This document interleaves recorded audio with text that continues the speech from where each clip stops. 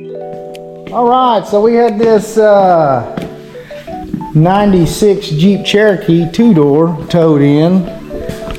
Customer stated that it cranked, no start, had a bunch of work done to it.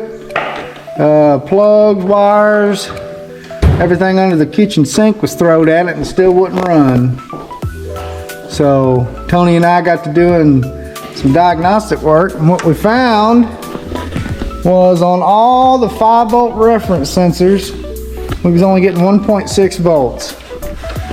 So to kind of rule out any wiring issues or anything like that, we'd unplug each one, check our voltage, make sure that there wasn't something that was draining it down in the wiring system there.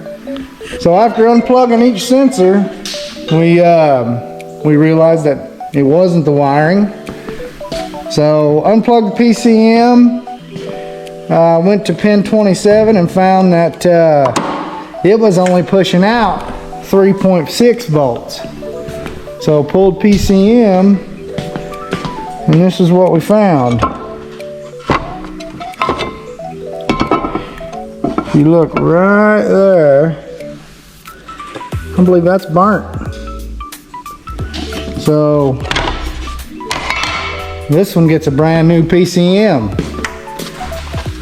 Although it's pretty uncommon, it does happen.